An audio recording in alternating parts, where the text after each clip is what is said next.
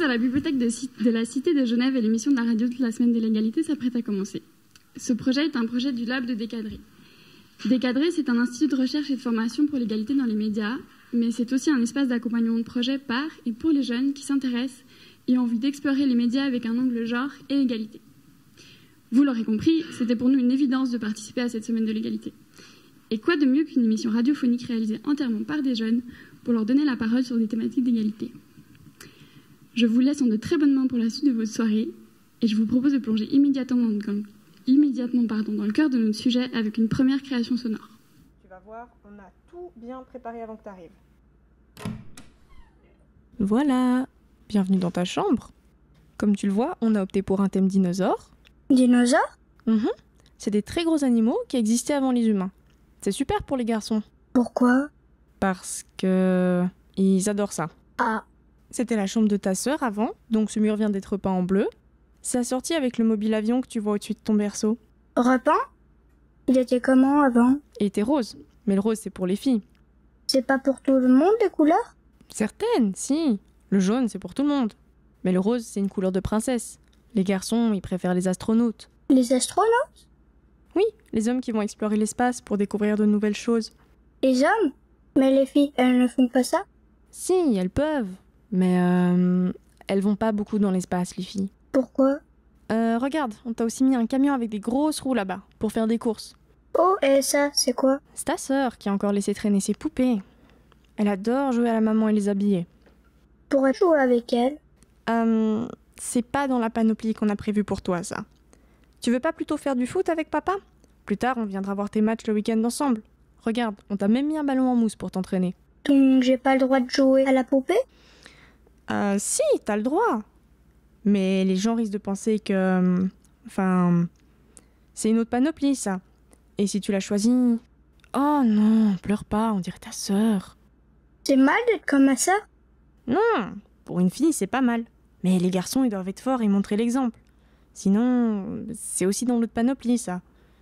Et les autres, ils vont se moquer de toi. Mais alors, pourquoi je pleure si c'est pas naturel pour les garçons ?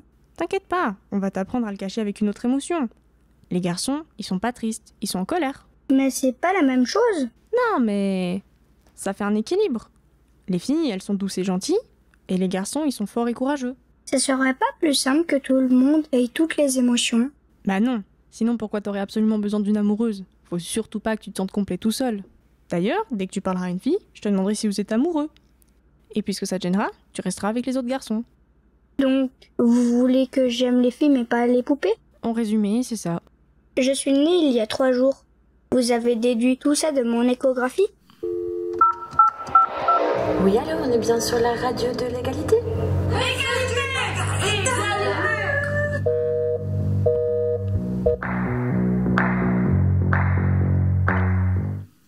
Nous venons d'entendre une création sonore sur le thème de l'égalité de genre à l'enfance. Bonjour et bienvenue dans cette émission. Je suis très heureuse de vous retrouver pour parler d'égalité, donc, dans cette émission spéciale et en public. Merci d'être avec nous. Je ne suis bien sûr pas toute seule dans ce projet. Comme on l'a dit avant, nous sommes soutenus par le Lab de Décadré avec Erika Berazategui, que vous avez entendu juste avant, et Julie Bianchi, qui ont fait un travail de dingue et je pense qu'on peut les remercier. Et à l'antenne pour assurer 7h30 d'émission, je suis accompagnée d'une superbe collègue. Bonsoir Liana. Bonsoir. Tu n'as pas l'habitude du direct radio, d'ailleurs on voit que tu es un peu stressée. Tu as fait un podcast et pour cette émission, tu as fait notamment 3 créations sonores, dont celle qu'on vient d'entendre juste avant. Est-ce que tu peux un peu nous raconter le processus de création de cette capsule et d'où t'est venue l'idée ? Oui, du coup, je m'appelle Liana, j'ai 23 ans et je suis entre autres remplaçante scolaire. Et donc, je suis pas mal en contact avec des enfants et des adolescents, et donc ça nourrit beaucoup mes réflexions sur les dynamiques de groupe, dont le genre. Et j'ai basé le dialogue sur des petits commentaires qu'on peut entendre au quotidien quand on côtoie des enfants. Et le but, c'était de mettre le doigt sur l'absurdité, de considérer que le genre, c'est quelque chose de naturel, quand avant même la naissance d'un enfant, on lui attribue plein de caractéristiques et on nourrit plein d'attentes. Et dès qu'il s'en écarte, on lui fait comprendre que c'est pas comme ça qu'on veut qu'il se comporte. Et ça peut se cacher dans des petits détails qui paraissent anodins, mais qui façonnent la personne qu'on devient et notre relation au monde. Et toi, qui es-tu ? Moi, c'est donc Lilia, j'ai 18 ans, je suis très touchée par les thématiques autour de l'égalité, car je suis une femme trans et lesbienne, et très fière de l'être. C'est un honneur de faire partie de cette émission, d'une part par rapport à ça, aussi parce que je fais de la radio depuis bientôt 4 ans, donc je suis très contente d'être là et d'animer cette émission. D'ailleurs, on va parler de quoi ? Alors, après une deuxième création sur le thème des insultes, on aura la chance de se retrouver avec Dr Capote. On écoutera ensuite une capsule sonore sur les personnes queer dans l'espace public, une création de Ondine et Hugo qui ont participé à un atelier podcast donné par Décadré. Et on retrouvera une partie animée par toi sur les transidentités à l'adolescence et à l'âge adulte. Et pour terminer, une interview avec Pauline Ferrari. Bref, restez à l'écoute. Et aussi un remerciement à Laurent Churet qui est notre technicien audio en régie. Avant toute chose, je vous propose d'écouter, donc comme tu l'as dit, une création sonore basée sur des témoignages d'adolescents et de jeunes adultes à propos des injonctions genrées et des insultes. Et tu auras ensuite la chance d'interviewer Didier Valentin, alias Dr Capote, qui est animateur de prévention en vie affective et sexuelle et réduction de risques sur les drogues depuis 20 ans. Tu parleras avec lui de ses interventions auprès des jeunes à propos du genre et de la sexualité. Ce nom de pute. C'était rare qu'on aille directement vers une fille et dire sale pute, quoi. Personnellement, j'ai aidé beaucoup à insulter de ça. Je me verrais mal leur parler sans leur insulter leur grand-mère toutes les petites minutes, quoi. Fils de pute, connard. Ouais, nique ta et toutes les générations. générations. T'as pas de couilles, t'es une petite tana. Enfin, c'est un langage courant, hein. Ça veut, c'est comme si dire mon pote, on pourrait dire fils de pute, ça revient au même. Ils s'insultent tout le temps. On pourrait s'appeler frérot, mais il faut aller plus loin que ça. Donc pour montrer de la confiance, peut-être qu'on va s'insulter. Tout le temps. Plus l'autre accepte l'insulte, on sait qu'on est dans une relation saine. C'est ça.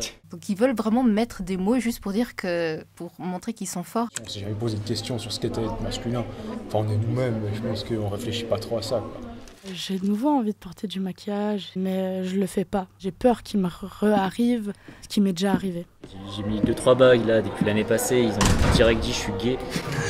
Alors que je suis tout seul gay. Non mais. Enfin, j'ai rien fait, j'ai joué aux jeux vidéo et puis c'est tout.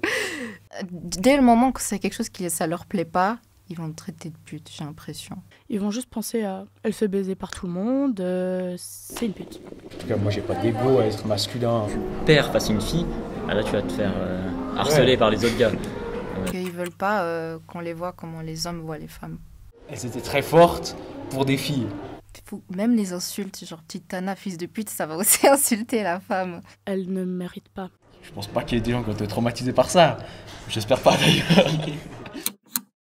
Didier Valentin, bonjour. Bonjour. Pendant vos interventions, est-ce que vous remarquez une différence d'attitude récurrente en fonction des jeunes ? Est-ce que des dynamiques de groupe particulières se mettent en place au niveau de la prise de parole ou de leur réaction ? En général, je les vois en mixité. Donc déjà, ça, c'est important de le dire. Du coup, et en général, très peu d'entrée de jeu dans le groupe. C'est assez rare. Enfin, c'est collégiens et lycéens. Donc, ici, ça correspond un peu différemment, je crois, les correspondances. Mais en gros, moi, ce que je vois, c'est les, on va dire, c'est les 13-18, quoi, d'une manière assez large. Et c'est vrai que c'est assez rare, en fait, des jeunes qui se présentent dans le groupe en dehors de la binarité de genre, déjà, très clairement. Donc du coup, c'est plutôt à moi, enfin c'est à nous, les animateurs, les animateuristes, de créer tout de suite un climat un petit peu safe autour d'éventuelles présences dans le groupe de jeunes, de personnes effectivement en dehors de la binarité de genre, donc binaire, fluide et toutes les autres identités. Et du coup, moi, je les accueille souvent avec la licorne du genre, en fait, pour faire un point assez rapidement, tout de suite, sur les identités, sur les attirances émotionnelles. Sexuelle, et que effectivement on puisse le plus inclusif et le plus large possible. Et après, en fait, très rapidement, je trouve que très souvent les rôles de genre s'expriment très facilement, et c'est vrai qu'on a quand même globalement souvent dans les groupes sur ces questions-là plutôt les garçons ou identifiés en tant que tels qui vont prendre la parole et qui vont très souvent la garder et très peu la distribuer. Donc mon rôle, c'est plutôt essayer de rééquilibrer les prises de parole. À partir des questions que les jeunes posent sur le genre et la sexualité, est-ce que vous diriez que leurs préoccupations, elles sont différentes en fonction de leur genre ? Est-ce qu'il y a une différence dans les sujets abordés ou dans leur formulation ? C'est vrai que c'est difficile de s'en rendre compte quand ils sont en mixité, parce que c'est vrai que très peu de filles effectivement parlent, sauf si elles sont en majorité, ce qui peut arriver parfois sur certaines sections, sur certaines orientations. Mais récemment, j'ai fait plusieurs animations en non mixité que j'ai pas fait depuis très longtemps. Et oui, il y avait vraiment une réelle différence en fait. C'est-à-dire que c'était des troisièmes, donc ils étaient divisés. Donc sachant que ça avait été préparé au préalable, bien évidemment, s'il y avait des personnes concernées qui pouvaient pas forcément choisir cette binarité de genre. C'est exactement la scène de Cal dans Sex Education où on demande à Cal de choisir, alors que Cal se décrit comme non binaire. Donc ça avait été préparé en amont, et j'ai eu un groupe de mecs qui sont partis très rapidement sur des questions très précises et très techniques sur la sexualité, en s'appuyant sur beaucoup de vidéos porno ou autres d'ailleurs de violences vues sur les réseaux, entre autres Telegram, qui est quand même un gros fournisseur de choses assez hard, et puis avec beaucoup de préoccupations très techniques sur la sexualité, quoi. Là où les filles, quand je les ai eues un petit peu après, c'était un espace où elles ont soufflé en fait assez rapidement de se retrouver effectivement dans un espace entre elles, sans la présence des mecs, et en fait elles ont plutôt abordé d'elles-mêmes les violences, et entre autres le harcèlement au quotidien. Et on vient d'entendre un peu là les insultes, bien évidemment, qui sont très présentes, quoi. Les insultes qui sont utilisées par les jeunes, elles sont souvent à caractère sexuel, même si elles peuvent être différentes en fonction du genre de la personne qui est visée. Qu'est-ce que la nature des insultes nous dit sur leur perception de ce qui est mal pour tel ou tel genre ?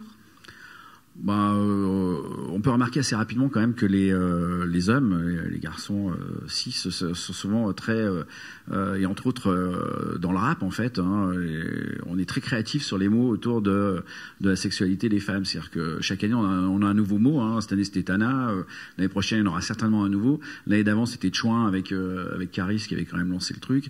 Donc en fait tous les ans on a des nouveaux mots qui viennent se rajouter à tous ceux qui existent déjà, les putes, les salopes, etc. Je refais pas la liste là, mais vous la connaissez malheureusement. Et c'est vrai que je pense que c'est important. C'est vrai que j'entendais les jeunes qui disaient ouais, mais bon, c'est nos codes, on rigole un peu, etc. Ok, mais est-ce que tes codes, moi ce que je dis souvent, c'est est-ce que tes codes peuvent s'exporter de partout déjà, et puis est-ce que si ça fait marrer ton pote ou ta copine parce que vous avez cette habitude-là, peut-être que ça fait pas du tout marrer les autres en fait. Et donc on a quand même ce regard-là sur effectivement cette suspicion de sexualité, mais qui serait forcément une sexualité sale. Telle qu'elle est représentée, parce qu'on dit souvent sale pute, on dit pas pute tout court, et plus effectivement ce rapport aux mères, avec tout le temps effectivement donc les femmes qui sont ciblées, ta mère la pute, etc. On va peut-être s'arrêter là, on va peut-être pas non plus en faire des kilos, mais voilà. Et entre les mecs, c'est systématiquement les sales PD tout le temps, et leur montrer que quand même dans beaucoup d'univers on a énormément de propos homophobes, c'est difficile. On le voit avec le foot par exemple, où les chants homophobes dans les stades sont totalement intégrés, acceptés, et que c'est juste du chambrage en fait. Et en fait, on est très loin du juste chambrage. Il y a aussi des personnes concernées qui peuvent être effectivement, bien évidemment, se sentir attaquées par ces mots-là, quoi. J'ai peut-être été un peu long, je sais pas. Pas du tout. Merci beaucoup. Actuellement, en tant que société, on a une vision du genre qui est très binaire, où la figure de l'homme et de la femme sont construites en opposition pour qu'elles soient complémentaires sur le modèle du couple hétérosexuel. Dans vos interventions auprès des jeunes, à quel point est-ce que vous avez l'impression que cette vision elle influence leur comportement qu'ils prennent, les rôles qu'ils prennent en relation ? Déjà, c'est assez rapidement. Moi, je trouve qu'il y a déjà un gros retour du fait religieux auprès des jeunes, très présent, qui dit quand même quelque chose de notre société, une inquiétude très forte. Je trouve, et la religion, elle fait sens pour beaucoup. Et c'est vrai que les religions, elles sont assez d'accord les unes avec les autres là-dessus. C'est-à-dire que, a priori, les relations, c'est un homme, une femme et des enfants, quoi. Donc ça, on le retrouve assez facilement avec toujours la ref Adam et Ève, le storytelling, on le connaît. C'est-à-dire que voilà, ça a démarré de là, un homme, une femme, et puis puis derrière, avec cette fameuse femme qui nous a fait perdre le paradis, enfin tu vois, le truc. Donc ça, c'est bien installé.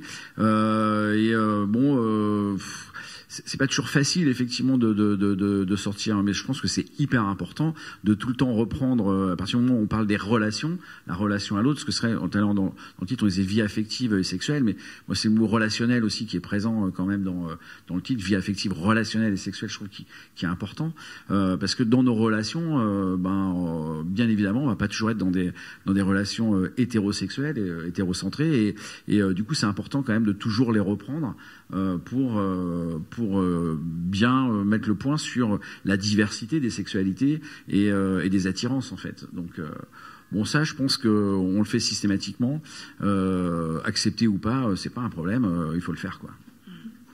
Sur vos 20 ans de pratique, avec la démocratisation des réseaux sociaux aussi, est-ce que les préoccupations ou les idées reçues des jeunes sur le genre et la sexualité, elles ont évolué ? Alors ça dépend énormément des environnements socioculturels, hein, très clairement. Franchement, il y a des endroits où c'est le sujet est pas là. C'est-à-dire que tu évoques la non-binarité, tout de suite ça va être des moqueries, ou ça va être le YEL va être utilisé pour se moquer, avec effectivement en plus derrière des gens qui vont dire, comme on voit sur les réseaux, ouais ok, si t'es non-binaire, moi je suis éponge ou je suis chaise. Donc ça se travaille bien évidemment. On arrive très rapidement aussi sur ça vire sur les animaux. Tu vois, c'est-à-dire que tu parles d'homosexualité, tout de suite on va te parler de zoophilie. Donc l'association elle est quand même intéressante à travailler aussi, bien évidemment. Non, franchement, il y a quelques environnements. Moi, j'en vois peu en fait. Hein. On nous parle beaucoup, effectivement, d'une. Alors, je pense que peut-être que ça arrive un petit peu après. C'est peut-être plus présent après la sortie du lycée. Je pense que c'est peut-être plus facile chez les jeunes adultes. Mais moi, j'imagine que c'est quand même assez difficile aujourd'hui, en collège et lycée, de pas correspondre à ces normes-là. Et donc nous, on travaille beaucoup sur ce qu'on appelle la pédagogie critique de la norme. En fait, c'est inverser en fait les questionnements et surtout, bien évidemment, interroger non pas toujours les gens qui seraient hors norme, mais les gens qui sont effectivement dans la norme, quoi. Et ça les bouscule pas mal en fait pour le coup, et ça invite à s'interroger sur justement ces normes qui sont totalement intégrées depuis l'enfance, quoi. Mais statistiquement, la génération actuelle, c'est la génération qui est la plus ouvertement queer. Donc c'est quand même que apparemment les choses avancent. Est-ce que c'est quelque chose que vous ressentez pendant vos interventions ? L'information, elle est plus forte et il y a plus de connaissances effectivement sur ce sujet-là. Mais ouais, je le répète, ça reste vraiment lié à des environnements socioculturels. C'est-à-dire que moi, en gros, si je suis dans le centre de Paris, dans le 9e arrondissement, avec effectivement tout un environnement de parents qui sont dans des sphères artistiques ou des sphères un petit peu plus, tu vois, les enfants de journalistes, ou enfin bon, là très clairement, ça va être beaucoup plus facile de l'exprimer, les jeunes vont l'exprimer assez facilement et ça va être totalement acquis. Par contre, effectivement, dès que tu passes le périph', c'est un peu plus compliqué sur les quartiers populaires parce que la pression est plus forte. Alors non pas qu'ils sont pas sensibles au sujet, c'est qu'en fait, souvent les quartiers populaires, ils se connaissent depuis qu'ils sont tout petits. Et quand tu connais les personnes, tu grandis avec elles, forcément il y a un poids super fort de l'entre-soi qui fait que si on se découvre des attirances différentes que la bande, ou qu'on a une identité qui correspond pas aux normes telles qu'elles sont établies, forcément c'est plus difficile de les partager, quoi.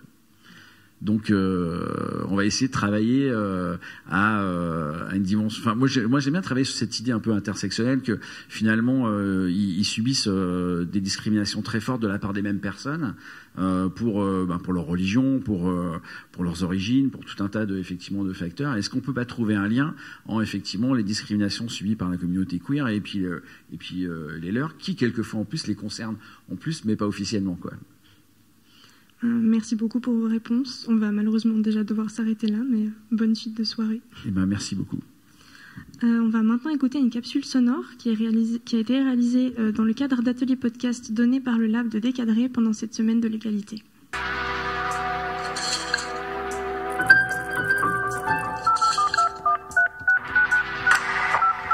Oui, alors on est bien sur la radio de l'égalité ? Ce numéro n'est pas valable.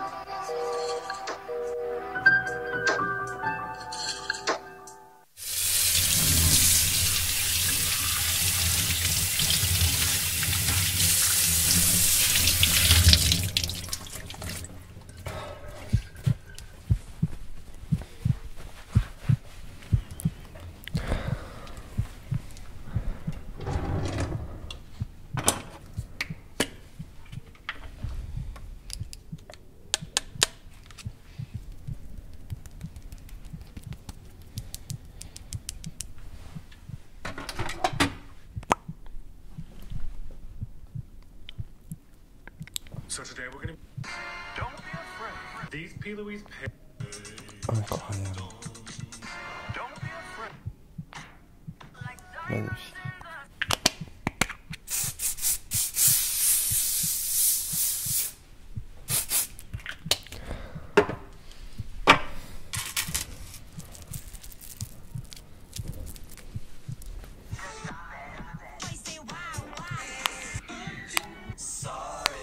Parce que je vais te dire un truc, c'est...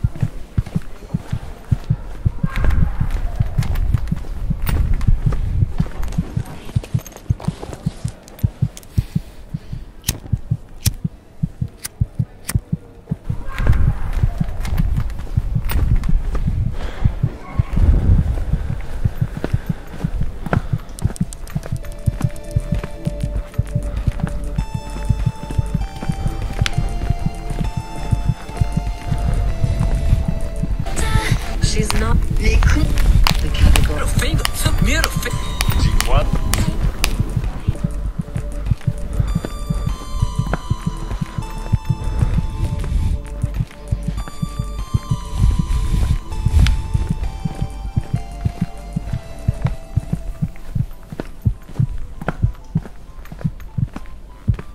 Ça va? J'ai survécu, on va dire.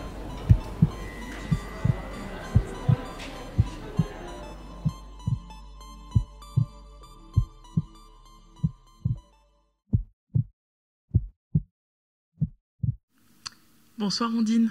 Bonsoir. Bonsoir Hugo. Bonsoir. Nous venons d'écouter votre création sonore. Est-ce que vous pouvez nous expliquer comment vous en êtes arrivé à cette idée ? Du coup, lors de l'atelier, on avait plusieurs choix entre un micro-trottoir, une carte postale sonore et une fiction sonore aussi. Et du coup, moi, j'étais intéressée par la fiction, mais j'avais pas une idée précise.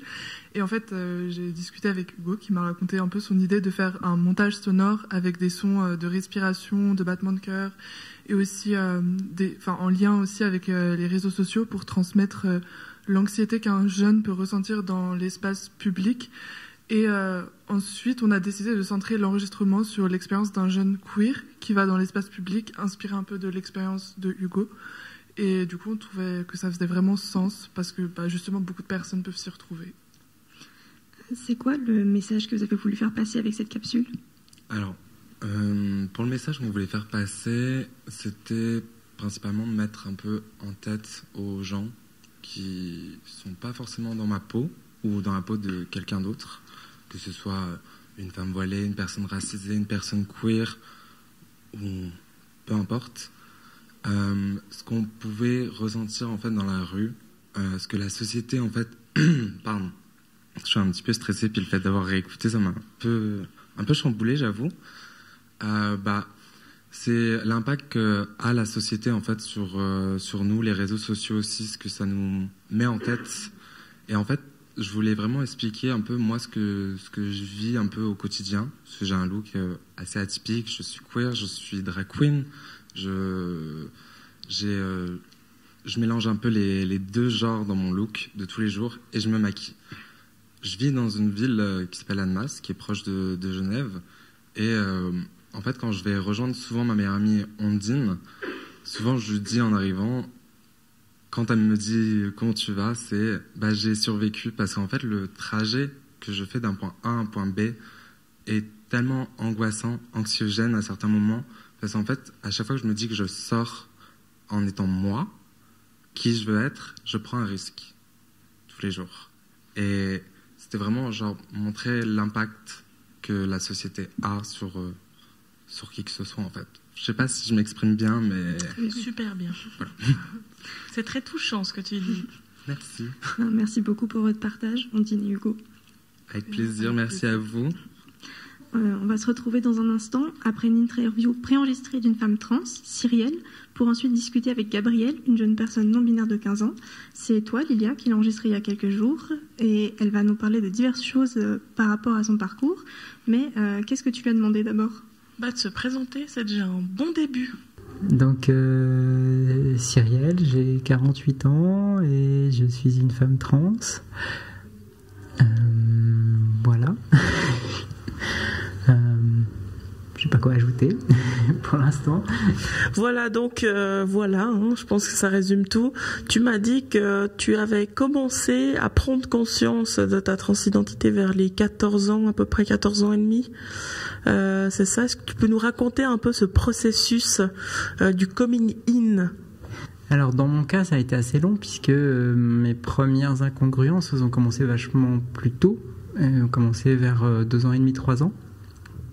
Où j'avais pas vraiment de place dans ma famille pour ça. Et puis à l'adolescence, c'est là où ça a été très compliqué de trouver une identification dans quelque chose. Moi je me sentais plutôt femme, mais j'arrivais pas à mettre des mots dessus. Et puis ça a été quelque chose que j'ai mis rapidement dans le placard parce que j'avais pas d'espace pour ça, ma famille était un petit peu compliquée à ce moment-là. Et puis j'ai traîné ce que j'appelle aujourd'hui une dysphorie de genre pendant des années où c'était un petit peu ma petite casserole qui revenait, quelque chose de plus en plus difficile à gérer. Et puis, il y a 2 ans, à 46 ans, j'ai, fait réellement ce qu'on appelle le craquage de coquille, puisque j'ai non seulement pris conscience, mais réellement, embrassé la totalité de mon être, on va dire. Voilà, pour faire un petit résumé. Et à ce moment-là, évidemment, tu es à 46 ans bien ancré dans l'âge adulte. Tu as aussi un enfant qui est là avec nous d'ailleurs pendant l'interview, à côté, qui nous regarde faire. Et c'est clair que tu n'as pas cette chose d'avoir la famille, quand tu es jeune, d'avoir ta famille et d'avoir peur, peut-être qu'ils t'expulsent de la maison ou quoi. Comment ça s'est passé pour toi, l'acceptation de ton identité au niveau de ta famille et de tes proches ? Alors, là, c'est un processus qui dure toujours, puisque je me suis ouverte petit à petit. Disons que les premières choses, ça a été plutôt, beaucoup de peur, beaucoup d'angoisse par rapport à ma fille en particulier, que j'ai en garde exclusive depuis plusieurs années. Et puis, étant dans un contexte où juridique, social, où les gens ne sont pas très bienveillants, c'était les premières angoisses. Les angoisses aussi que ma fille me rejette aussi, tout simplement, parce que évidemment la relation que j'ai avec elle est très forte et c'était un petit peu, ça peut pas être le prix de la transition pour moi. Voilà, donc ça a été le début. Le premier coming out, c'était ma fille. Et puis j'ai récemment fait mon coming out auprès de mes parents, qui a été à peu près accepté, mais on est en froid depuis plusieurs années, donc c'était quelque chose qui était important pour moi. Maintenant c'est fait. Et justement, ton coming out à ta fille, qu'est-ce que tu lui as dit ? Alors, j'étais bien embêtée parce que c'était un petit peu ce qu'on appelle de l'euphorie de genre. Donc moi, je sautais partout, j'étais à fond, je dormais très peu et j'étais en pleine effervescence de moi-même. Et ce qui se passait, c'est que le matin, j'étais tellement en mode euphorique que je parlais de toute façon au féminin et que ça lui paraissait bizarre. Donc à un moment, je me suis dit quand même, c'est important que je lui explique un petit peu ce que je suis en train de vivre. Et c'était très rigolo parce que je commençais à lui parler que finalement ce qu'on lui a expliqué depuis sa naissance, qu'il y a des garçons et des filles, c'est pas si simple, que c'est pas parce que on est né avec un corps de garçon ou de fille qu'on se sent garçon ou on se sent fille, et que c'est un petit peu ce que j'étais en train de vivre. Et au départ, elle était un petit peu embêtée parce que oui, la binarité dans notre monde, elle est très très forte. Surtout, l'école est malheureusement un grand lieu de binarité. Et au départ, elle a eu un petit peu de mal à comprendre. Et puis, j'ai trouvé quelques ouvrages, quelques livres. J'ai essayé de trouver des mots plus justes. Et elle s'est aperçue que j'étais aussi plus réceptive émotionnellement, plus authentique. Et je pense que ça s'est fait assez naturellement, finalement. Dans ta transition, est-ce que tu as rencontré des obstacles particuliers ? Par exemple, pour les jeunes trans, c'est souvent compliqué d'avoir accès à une transition sociale, à une thérapie hormonale et surtout à la chirurgie. C'est clair que quand on est plus adulte, le corps médical peut parfois, je pense, être plus sérieux, ou alors c'est peut-être le contraire. Est-ce que toi, tu as eu des embûches dans ton parcours ? Alors, jusqu'à présent, des embûches, pas trop. Beaucoup de frustration, parce que les choses vont jamais à la bonne vitesse. Sont jamais dans le bon ordre, donc ça c'est vrai que c'est quelque chose que j'apprends à vivre. Des embûches, non, parce que finalement à l'âge adulte j'ai l'impression que en gros je fais un peu ce que je veux. Je veux dire, la responsabilité des médecins et quelque part c'est moi qui suis responsable. Mon psy a accueilli ça très rapidement, puis ça lui a paru même pas choquant, même s'il s'y attendait pas trop. Et puis, c'est lui qui m'a facilité un peu les choses en me mettant en contact avec un endocrino avec qui j'ai pu avoir un entretien rapidement, et puis c'est moi qui n'étais pas prête parce que j'avais besoin de temps, je dirais, plutôt pour ma fille, pour quelque part m'installer en tant que personne trans, en tant que, je dirais, nouvelle réalité qui touchait notre famille.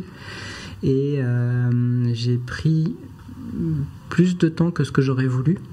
Mais c'était pas des bloqueurs, je dirais, médicaux. J'ai appris aussi en Suisse, c'est toujours très très compliqué de négocier avec les assurances parce que elles veulent jamais, et puis ou elles veulent imposer des choses. Donc ça, c'est des trucs qui méritent d'être améliorés, et que je pense que pour des personnes qui sont plus pas majeures, ça doit être très compliqué pour pouvoir avancer. Alors justement, est-ce que tu penses que le parcours de transition des jeunes trans, et particulièrement des mineurs, est plus compliqué que le tien, ou alors au contraire est moins compliqué que le tien ? Alors moi je pense qu'il y a deux niveaux. Je pense que le niveau transition sociale me semble beaucoup plus simple pour une personne plus jeune, parce qu'il y a moins d'enjeux. Tu parlais tout à l'heure de l'enjeu de la famille, mais je dirais qu'une fois qu'on a réussi à passer cette étape-là, normalement, le reste va suivre assez, je vais dire simplement, c'est un peu abusé, mais c'est moins impactant que, par exemple, dans mon cas où je me retrouve avec une situation familiale où j'ai ma fille en garde exclusive depuis 6 ans, que ça se joue entre le juge, l'assistante sociale et les avocats. Donc c'est tout de suite des choses qui vont rajouter une complexité avec des enjeux qui vont être tout de suite énormes. Ça a été aussi, je suis en train de faire mon coming out au travail, je ne l'ai pas encore fait, parce que je me sentais au départ pressée, puis quand j'ai commencé mon parcours médical, ça me semblait plus la priorité, Mais maintenant, ça me semble assez important parce que, effectivement, toute nouvelle personne qui arrive dans l'entreprise, c'est bonjour madame, et ça commence à faire des incongruences un petit peu compliquées. Donc voilà. Et je pense que pour moi, le parcours le plus difficile, quel que soit l'âge finalement, c'est la transition sociale. Souvent, je pense qu'elle est minorée dans les conceptions des gens. Les gens ont, ont un focus sur la transition médicale, mais pour moi, la transition sociale, c'est le plus important, parce que c'est ce qui nous fait se rendre, je dirais, confortable dans notre genre social, dans notre représentation de genre, et dans le confort au quotidien. Comment tu perçois l'évolution de la visibilité trans, que ce soit médiatique ou autre, ces dernières années ? Alors moi, en tant que, je dirais, personne qui était au placard pendant longtemps, j'ai toujours été très sensible au parcours trans, et parce que moi je mourais de peur en réalité depuis toujours. Et je suis agréablement surprise de rencontrer finalement pas trop de résistance. Dans tous les coming out que j'ai fait, j'en ai fait à peu près une centaine, voire un peu plus, depuis dans 2 ans, c'est plutôt une bonne cadence. J'ai eu un gros rejet, mais c'était une personne que je connaissais pas forcément de manière très intime, et du coup c'était pas très grave. Et j'ai pas rencontré de transphobie violente comme on peut voir je dirais dans les années 90 où c'était vraiment du rejet total. Par contre, on trouve une transphobie beaucoup plus sous le tapis, avec des petites remarques qui vont être assez blessantes, mais qui sont un peu pas considérées comme de la transphobie, même des fois par la personne qui va les dire. Donc voilà, les choses ont changé, je pense que ça va mieux. Il y a encore pas mal de choses qui doivent encore bouger, mais je suis plutôt confiante. Si un jour ta fille vient vers toi et t'annonce ou te dit qu'elle compte faire une transition, ou qu'elle ne se sent pas bien avec son genre en tant que parent trans, finalement, comment est-ce que tu réagirais ? Alors j'imagine bien, mais comment est-ce que tu l'accompagnerais ? C'est difficile à voir comment je réagirais.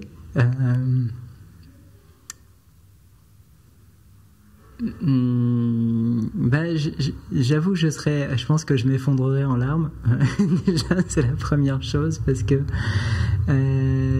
je sais que c'est un ensemble d'épreuves, que c'est un parcours qui est long, qui peut être compliqué, semé d'embûches, mais je lui ferai confiance. Je lui ferai confiance parce que je sais ce que c'est qu'un ressenti, et je sais que si elle en arrive à se confier de cette manière-là, c'est qu'elle en a besoin. Donc je l'accueillerai et je la soutiendrai comme je peux. Merci beaucoup d'avoir répondu à toutes ces questions. Et pour terminer, l'invité qu'on a sur le plateau, alors vous qui êtes avec nous à la bibliothèque, je le rappelle, de la ville de Genève, pour cette émission spéciale, vous entendez cette interview. Moi, je suis là moins d'il y a une semaine en arrière, mais du coup, toi, Cyrielle, qu'est-ce que tu pourrais demander ou dire à notre invité qui est avec nous en ce moment sur le plateau, ou à n'importe quel jeune trans, peut-être? De suivre son cœur déjà, et puis que les choses sont pas si compliquées qu'elles paraissent, même si elles demandent beaucoup de temps. Et donc c'est apprendre la patience parce que dans ces périodes un petit peu compliquées, on sait que on nous mettra des bâtons dans les roues, qu'on nous mettra à l'épreuve, et que même si c'est des fois difficile, de savoir pourquoi on le fait, et ça c'est le plus important. Nous venons d'entendre le témoignage d'une adulte trans, mais il est temps de parler de transidentité à l'adolescence. Salut Gabriel. Tu as 15 ans et tu viens nous parler de ton parcours. Merci beaucoup d'être avec nous. Alors, est-ce que tu peux un peu nous raconter déjà ton parcours, en fait, et te présenter? Donc j'ai 15 ans, ouais. J'ai fait mon coming out il y a 1 an. Enfin, coming out transmasque, qui n'était pas... Enfin, finalement, non. Et j'ai eu de la chance parce que ça s'est bien passé au niveau de ma famille, parce que j'ai eu de la chance de grandir dans une famille où mon frère, etc., m'a accompagnée dans ça, etc. Voilà. Après, ça s'est bien passé niveau famille, amis, etc. Après, à l'école, machin, c'est pas la même chose. À 15 ans, un peu con les gens, des fois. Très con. Et donc, voilà. Je suis allée voir un psy, etc., qui m'a bien encadrée. Donc, franchement, ça s'est bien passé. Alors, comment tu te définis aujourd'hui? Comment ça? Comment tu te définis en tant que... moi, je me définis comme femme trans, par exemple. Comment toi, tu te définis au niveau du genre? En tant que personne non-binaire, moi, le genre, j'aime pas ça. Je trouve que, du coup, oui, on grandit dans une société où tout est binaire. Et donc, forcément, c'est un peu compliqué. À l'école, par exemple, les équipes filles-garçons, en mode « Ah, bon, je vais où ?» Donc, forcément, ça a été quand même quelque chose, pour moi, révélateur, on pourrait dire. Et j'ai de la chance aussi d'avoir des potes qui m'ont aidé sur ça, etc. Donc, ouais, ça se passe bien. Tu as parlé juste avant de l'aspect compliqué, justement, d'une transition à l'école. Toi, t'es où à l'école, en fait? Du coup, actuellement, je suis en 11e à l'école des Rojalais, en dernière année, donc dans les 14, 15, voire 16 ans. Donc, bon, s'ils nous entendent, salutations à eux. Super. Et se situer où? Comment ça? Dans quel canton? Ah, Vaud. Voilà. Donc, dans le canton de Vaud, par exemple, où il y a la fondation Agnodis qui aide les jeunes trans, notamment dans les aspects de transition à l'école, mais aussi au travail, ou tous les autres aspects de transition, finalement. Est-ce que tu as recouru à leur aide pour faire ta transition à l'école, ou est-ce que tu t'es un peu débrouillée avec toi-même? Alors, donc j'ai été là-bas pour faire d'abord les séances psy, et ensuite dans le groupe jeune, mais non, ils sont pas intervenus comme ça. Ça a plus été directement à l'école avec les doyens, directeurs et professeurs. Et après, oui, je me suis débrouillée un peu comme je pouvais. Après, j'ai un peu esquivé toutes les questions. Juste à mes amis, mais après, toutes les questions des autres personnes, j'y réponds pas forcément. Juste, je les laisse dans le doute et ils se débrouillent. Est-ce qu'ils ont compris, en fait, l'enjeu, les doyens, la direction? Alors ça, ils ont bien compris que, du coup, c'était compliqué, effectivement, à dire. Ça n'a pas été facile. Après, moi, donc... j'ai préféré qu'on n'en parle pas forcément en classe directement, etc. Juste, ils ont bien deviné, je pense. Et voilà, ils n'ont pas forcément mis beaucoup d'aide, plus dans l'accompagnement. Ils m'ont accompagnée à l'école après. Ouais. Comment t'expliquerais aujourd'hui à une personne non initiée, entre guillemets, à une personne cis, donc le contraire de trans, une personne qui se reconnaît dans son genre assigné? On a un petit problème de micro, c'est les aléas du direct, je crois que c'est bon. Comment est-ce que tu dirais, est-ce que tu expliquerais aujourd'hui à une personne qui ne connaît rien ce qu'est la transidentité pour qu'elle comprenne ce que c'est vraiment? Oh putain, c'est compliqué. C'est compliqué, hein. C'est très compliqué. Juste d'être pas en accord avec son genre assigné à la naissance. On nous donne fille ou garçon, c'est pas ça, quoi. C'est juste pas se sentir forcément à l'aise avec son corps, etc. Oui. Et ta définition à toi, en gros? Alors, pour moi, c'est un peu comme ça. C'est juste de pas forcément être en accord avec tout ce qu'on nous dit depuis l'enfance, en mode, tout est regroupé, etc. À partir de quel âge t'as commencé à te poser des questions, même des petites interrogations sur ton genre? Je crois que c'était vers 10 ans, parce que je commençais à traîner avec beaucoup de garçons. Et les filles, c'était pas vraiment mon style de personne avec qui traîner. Puis après, c'est venu plus vers 12-13 ans où ça a commencé à tourner dans ma tête en boucle. Et donc forcément, à un moment où on se dit, c'est plus vraiment si ça tourne pendant des mois en question dans sa tête, c'est qu'il y a quelque chose qui ne va pas. Je suis une femme trans et la majorité de mes amis sont des gars, alors peut-être que c'est mauvais signe. Bon, bah super, je vais me remettre en question après cette émission, hein. Je crois que... Non, mais tout va bien. Est-ce qu'il y a quelque chose qui t'a aidé à mieux comprendre qui tu es, ou quelque chose qui tout d'un coup t'a fait comprendre, ah bah voilà, en fait je suis trans? Oula. Moi je peux peut-être te raconter ce qui m'est arrivé à moi, et comme ça après tu pourras... Ouais, je pense. Donc j'avais environ 12 ans, mais je commençais à me poser des questions depuis 6 ans déjà. Enfin, depuis que j'avais 6 ans, mais du coup, 6 plus 6, ça fait 12, donc c'est la même chose. Mais bref, un soir, je tombe sur un témoignage d'une jeune adolescente trans de 14 ans à l'époque, qui aujourd'hui en a plus de 20, et puis elle racontait en fait son parcours, et ça m'a tout de suite inspirée. Je me suis dit, je suis pareille. Et je sais pas, ça m'a allumé un truc dans ma tête, c'est un interrupteur qui a bougé de position, ça m'a fait un chamboulement, et j'ai compris direct, voilà, je suis trans. Toi, est-ce que tu as eu quelque chose du genre, ou est-ce que tu t'en es rendu compte, tu as eu une phase de questionnement peut-être avant? Alors, mon frère, je pense, parce que du coup il est trans aussi, donc ça a pas mal aidé. C'est pas mal, ça aide. Et oui, d'avoir été entouré, parce que du coup ses amis, etc., des personnes queer, donc forcément ça aide pas mal. Et c'est au fur et à mesure mes amis à moi, puis on a grandi, donc voilà. Ouais, c'est ça. Enfin, mon frère m'a beaucoup aidé sur ça. Donc tu as grandi dans un environnement assez propice, finalement, avec une famille qui était déjà assez informée. Oui. Ton frère avait déjà fait son coming out avant le tien. Oui.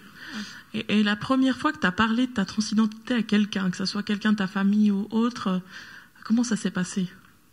Alors, ça a été bizarre d'en parler, parce que pour moi, c'était en mode quoi?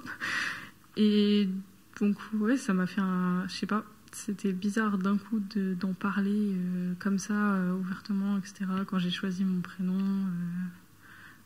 franchement, je sais pas, ça a fait bizarre d'un coup. Et quand tout le monde a commencé à m'appeler Gabrielle, je me suis sentie bien, donc... Ouais, c'était un truc où, en fait, finalement, je me sentais super à l'aise et ça a pas mal aidé d'en parler, finalement. On a pensé aussi, si vous souhaitez dans la salle, à prendre des questions du public. Alors, si, par hasard, quelqu'un ou quelqu'une souhaiterait lui poser une question ou poser toute autre question sur les transidentités, ça serait avec plaisir. Est-ce qu'il y aurait quelqu'un, Julie, qui prend le micro? N'hésitez pas, hein. Ah, on a une question, c'est magnifique. Qu'est-ce que tu dirais, du coup, il y a eu la question tout à l'heure posée à quelqu'un de plus âgé, de qu'est-ce qu'elle dirait à une autre personne jeune et en parcours de transition. Est-ce que toi, qu'est-ce que tu dirais, du coup, à quelqu'un qui peut-être qui se questionne ou qui hésite à se lancer? Quel est ton message sur ce parcours-là pour les personnes concernées? Franchement... faut pas rester trop longtemps dans le questionnement. Enfin, forcément, c'est une phase qu'on a, mais soit faire des recherches. Bon, ça c'est voilà, mais en parler, ça aide plus d'en parler au tout début que rester dans ces questionnements, etc. Tu dirais quoi au toi avant ta transition? Peut-être à l'époque où tu ne savais pas, en fait, tu t'en rendais pas compte. Est-ce que tu aurais cru un jour, si on venait te dire « Salut, c'est moi du futur, tu vas changer, en fait », est-ce que tu aurais cru? Non, vraiment pas. Genre, avant, je mettais des sacs à main, etc. J'étais « waouh ». Même moi, en me posant la question, moi-même, je me suis posé la question et j'étais en mode « alors là, je pense pas ». Parce que maquillage, sac à main, machin, je traînais... du coup, j'ai commencé à traîner avec beaucoup de filles après. Et je pense que je serais choquée de moi. Donc on revient sur l'école. C'est parfois facile de se faire accepter dans son genre à l'école, mais il y a toujours la question épineuse des vestiaires ou des toilettes. Le sujet qui fâche. Comment ça s'est passé, toi, dans ton école? Alors, j'ai de la chance d'avoir des professeurs qui ont compris, quand on en a parlé. Donc les vestiaires, ça n'a jamais été vraiment un problème parce que j'étais entourée de filles de ma classe que j'aimais pas mal. Enfin, elles étaient toutes sympas, donc moi je m'en fichais un peu. Actuellement, j'ai plus sport parce que du coup on m'a fait une dispense pour éviter d'aller dans les vestiaires et tout, parce que puis le sport c'est pas trop mon truc, donc ça va. Ah bah c'est bien, devenez trans. C'est une blague, bien évidemment. Et puis les toilettes, la plupart du temps j'y vais, mais pendant les cours, comme ça j'ai pas le croisé des personnes, etc. Parce que bah forcément j'arrive dans les toilettes des filles, elles me regardent en mode tu fais quoi là? Et même les garçons, des fois quand ils me voient entrer, ils sont en mode qu'est-ce que tu fais? Et du coup bah forcément c'est un peu gênant, on pourrait dire, d'avoir plein de filles qui sont, surtout c'est des agrupes, elles sont toutes groupées dans les toilettes. Quand on arrive et on est en mode non, et on repart en fermant la porte derrière. Donc forcément, moi ça me dérange pas, donc les profs ils sont compréhensibles, donc on a le droit d'aller aux toilettes pendant les cours. Mais c'est le signe que les filles justement te reconnaissent, enfin acceptent en fait ton identité. Bah franchement oui. Après vu que je connais pas la moitié des personnes de mon école, c'est plutôt pratique. Et puis vu que je reconnais pas leur tête à chaque fois, bon.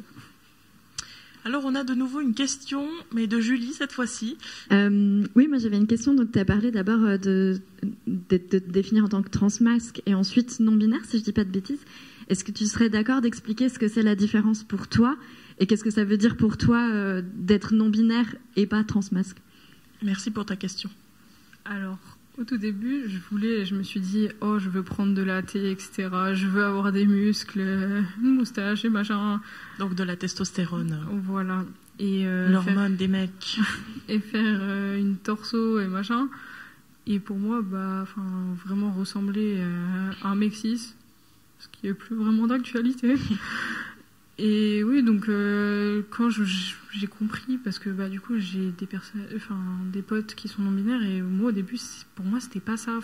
J'avais une vision des personnes non-binaires qui était pas pareille, et donc forcément ça a fait, la thé, etc. Ça a commencé à me dégoûter. Et j'étais en mode non, je veux pas ressembler à un mec cis.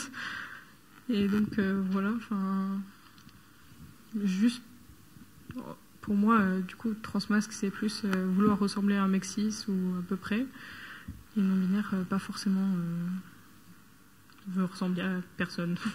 Ressembler à toi-même. C'est ça.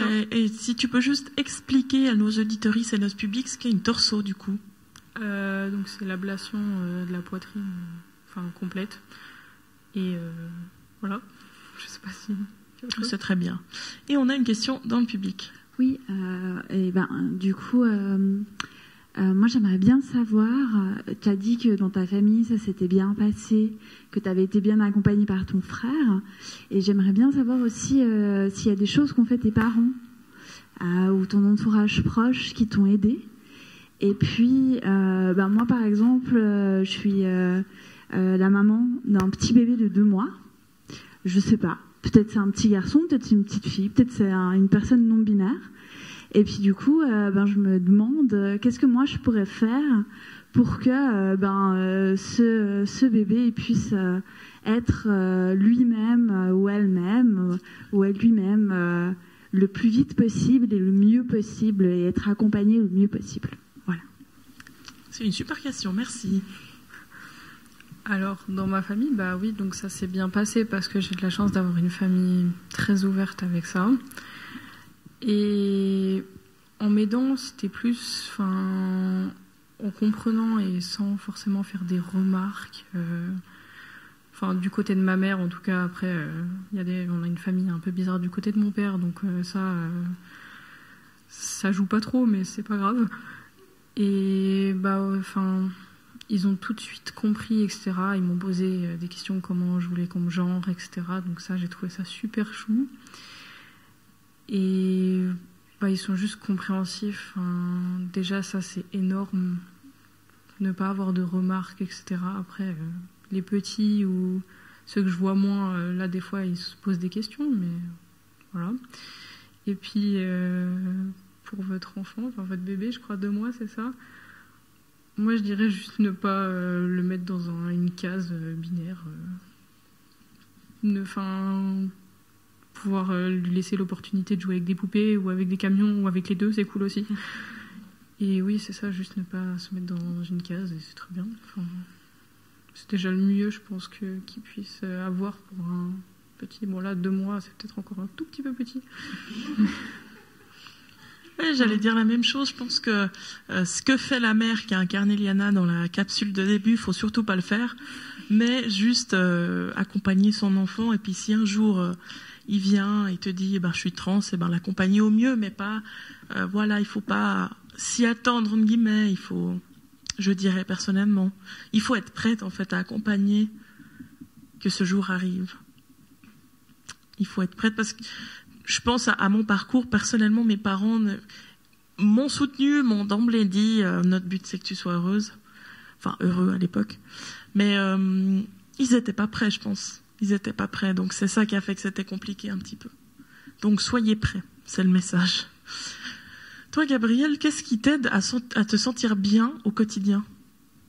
À l'école ou à la maison ? Enfin, les deux. Dans ton quotidien, ça veut dire tout ce que tu fais dans ta vie, ton quotidien, quoi. Ta vie de tous les jours. Est-ce qu'il y a des gestes, des habitudes, des vêtements, j'en sais rien.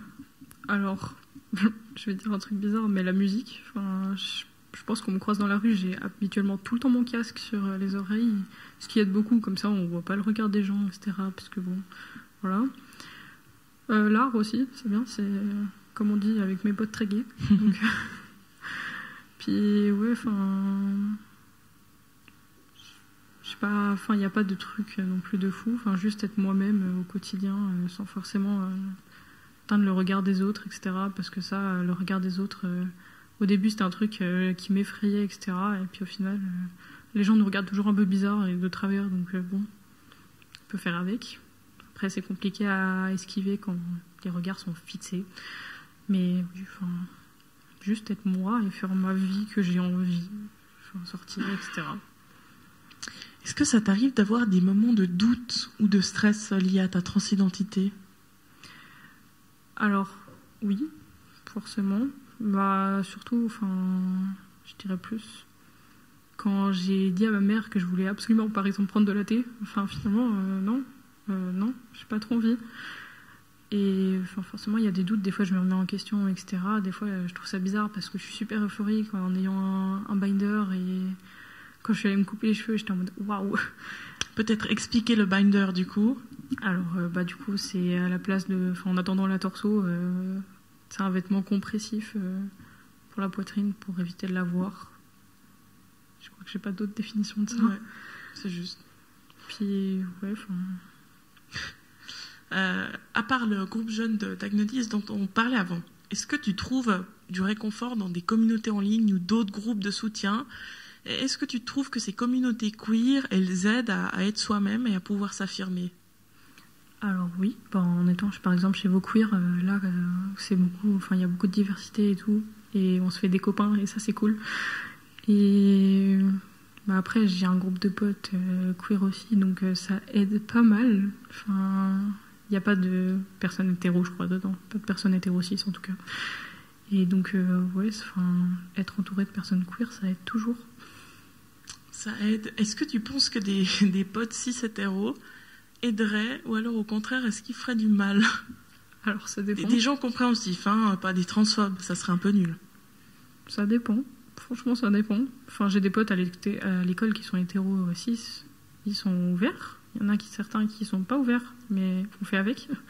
Genre, ouais, ça dépend toujours de la personne et de la personnalité, comment elle a été élevée, etc. Je pense. Parce que y a des mecs dans la cour de l'école quand ils se crient dessus en mode PD, etc. Bof. Mais après, ouais. Ah, on a une question du public. Elle cherche le micro. Elle tend le micro. Et nous t'écoutons. Bonsoir déjà. J'avais une question principalement parce qu'on a un peu parlé du coup des attentes sur le genre féminin-masculin.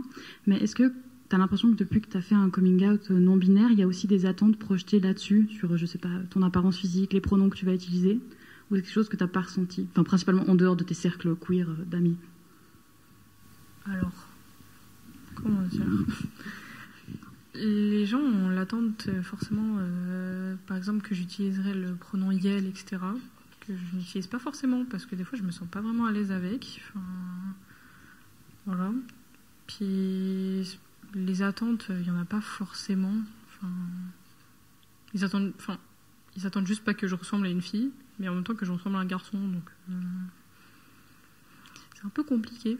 Enfin, ouais, c'est ça, c'est juste les attentes. Pour moi, en tant que personne non binaire, j'ai pas l'impression qu'il y ait vraiment beaucoup d'attentes sur ça, donc voilà.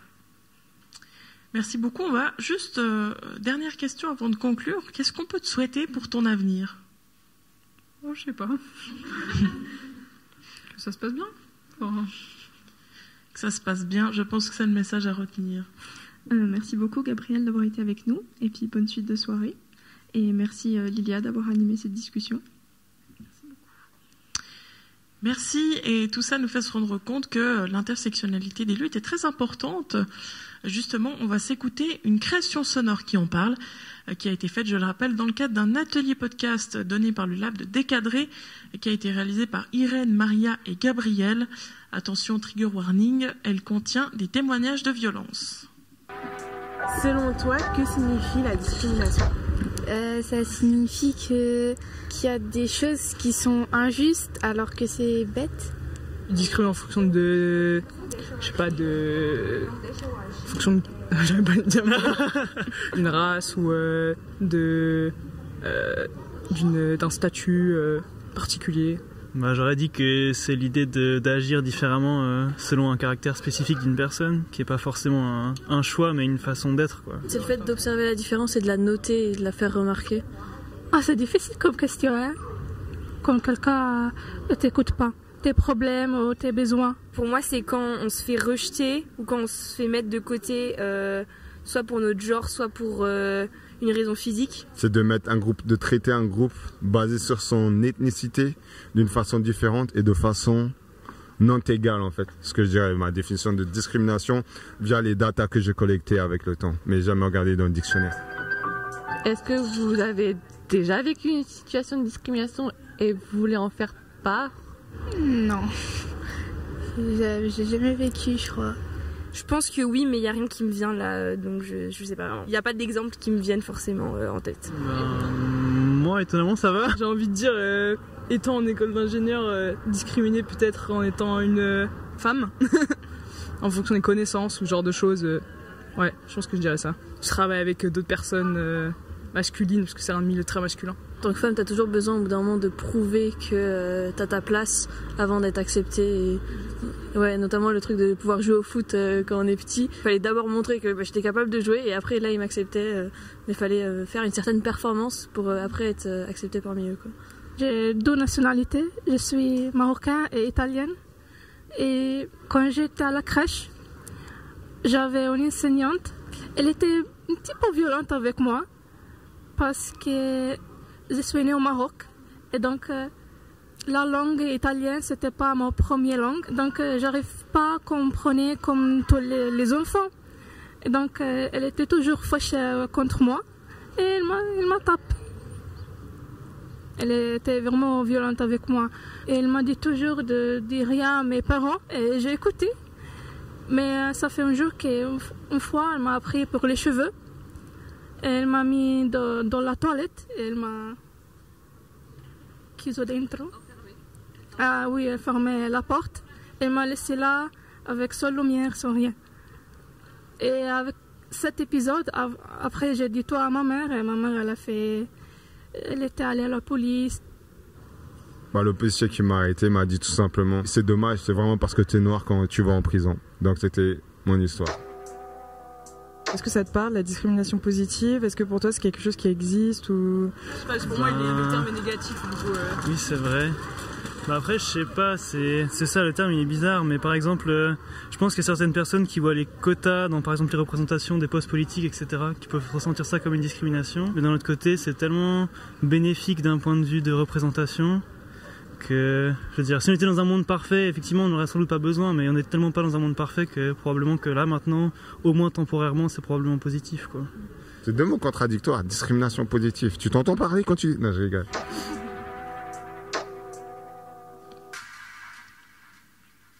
Effectivement, au vu de ces témoignages, la discrimination n'a pas l'air très positive. Ces témoignages très forts et variés nous rappellent l'intersection entre les différentes discriminations et leurs similarités. Cet après-midi, on a reçu Gabrielle et Maria qui nous ont expliqué leur démarche. Avec cette capsule, elles ont souhaité mettre en évidence que tout le monde est en contact avec différentes discriminations et c'est ce qu'on appelle l'intersectionnalité. La définition de Gabrielle, c'est que, en lien avec les discriminations, l'intersectionnalité, c'est le fait de vivre simultanément des discriminations. Elles peuvent être liées au genre, à la race, à la classe sociale, à un handicap ou à ses origines, mais aussi à d'autres facteurs. Maria a ensuite ajouté qu'à travers cette création sonore, elles ont souhaité montrer que les personnes qui subissent des discriminations ne doivent pas se taire. On va d'ailleurs enchaîner tout de suite avec une autre capsule créée hier après-midi par Ariane et Michel. Elle résonne avec ce micro-trottoir, mais aussi avec la fiction réalisée par Hugo et Ondine, puisqu'on y parle de ce qu'on ressent dans l'espace public lorsqu'on est immigré et qu'on n'a pas de permis de séjour.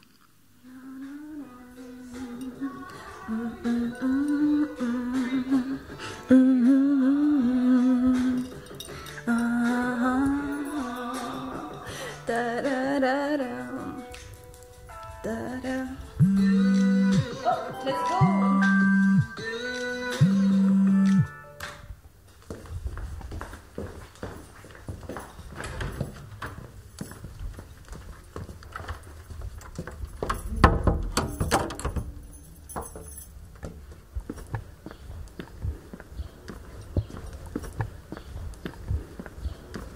Oh, il y a le tram. Les Suisses ne sont pas en retard. Tic-tac, tic-tac. Tic-tac, tic-tac. Tic-tac. Tic-tac. Tic.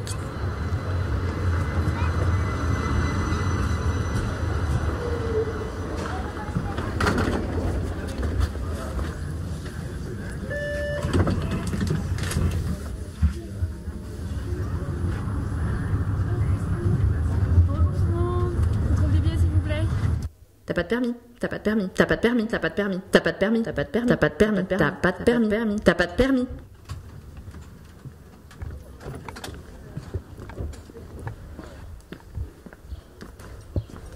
Personne n'est illégal. T'avais ton ticket en plus.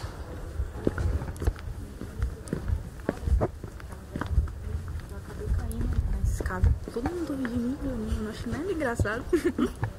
Mas foi legal no final. T'es pas toute seule. Regarde. Tranquille, chill.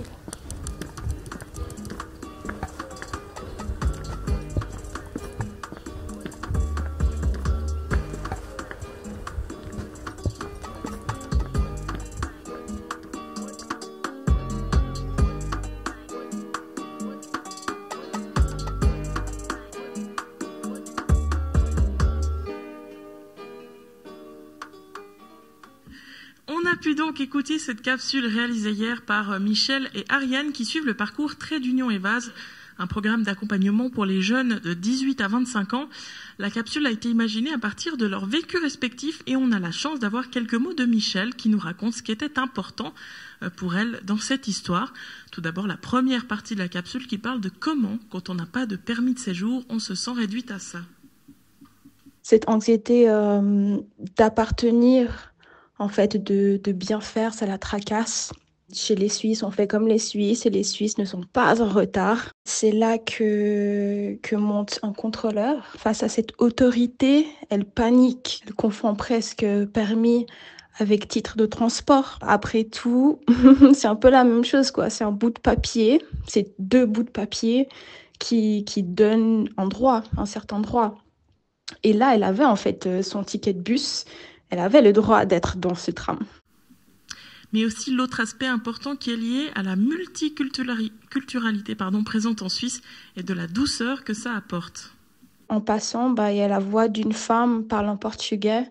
Elles ne se connaissent pas, mais elles sont liées, entre guillemets, d'inappartenance. Et c'est souvent comme ça, en fait. On se voit, parfois sans se regarder, mais on se comprend. On se sent un peu chez soi.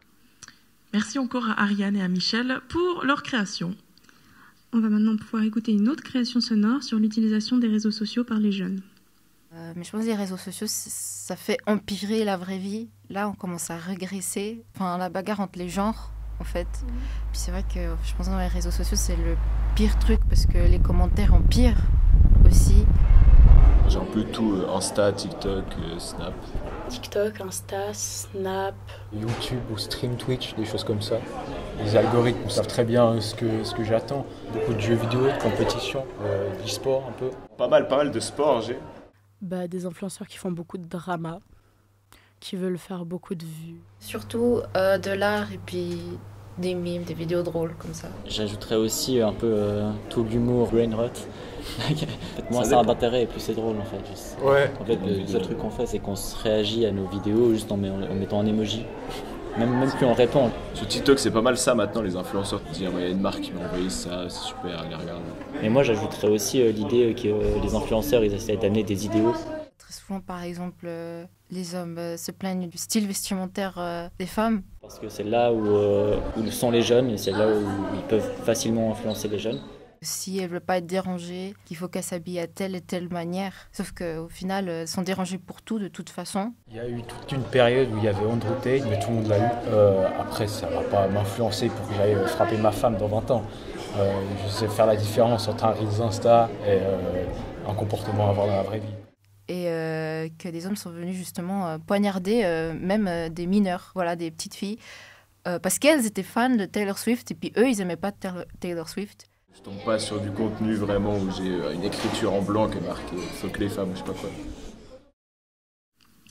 Dans la continuité, je vais vous proposer d'écouter une interview que j'ai eu la chance de faire avec Pauline Ferrari à propos de l'utilisation des réseaux sociaux par les jeunes et l'impact qu'ils ont sur leur vision du genre. Pauline Ferrari est journaliste indépendante depuis 6 ans, elle écrit pour la presse web et écrite et elle est spécialisée sur les nouvelles technologies, la culture web et le genre. Ces dernières années, les réseaux sociaux, ils ont énormément évolué, notamment avec l'arrivée de TikTok pendant le Covid. Comment est-ce que la manière des jeunes de consommer les réseaux sociaux, elle a changé sur la dernière décennie ? Je pense qu'en effet, le Covid a été un point de bascule très très fort. Il y a eu vraiment un gros changement entre le début des années 2010 où on consommait des vidéos, on consommait des images, mais c'était une consommation beaucoup plus intentionnelle. Il y avait beaucoup plus de sélection et de choix sur ce qu'on voulait consommer.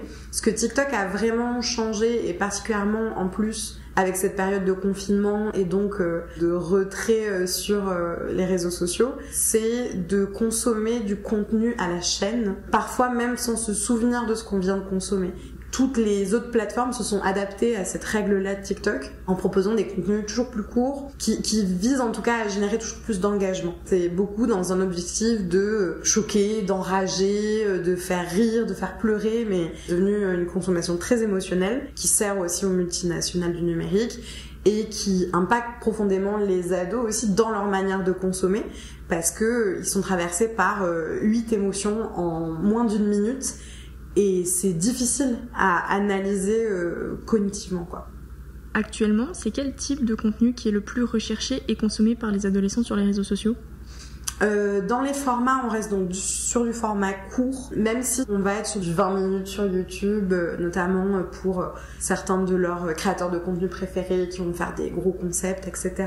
Sur les réseaux sociaux, ce qu'on remarque, c'est qu'on a vraiment une segmentation des contenus par rapport au centre d'intérêt. Ça va être très genré, c'est-à-dire les filles vont plutôt regarder du maquillage, des contenus lifestyle liés à la mode, etc.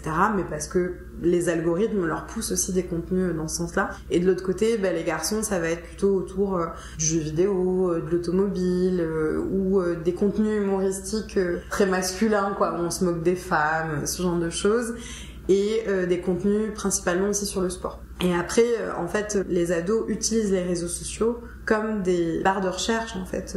Donc, ils vont poser des questions à TikTok sur comment avoir confiance en soi, comment draguer, comment devenir riche, comment tricher à un examen. Plein de questions, en fait, qui sont très normales et existentielles à l'adolescence, mais qui se retrouvent propulsés dans un champ d'algorithmes qui n'apportent pas toujours les bonnes réponses.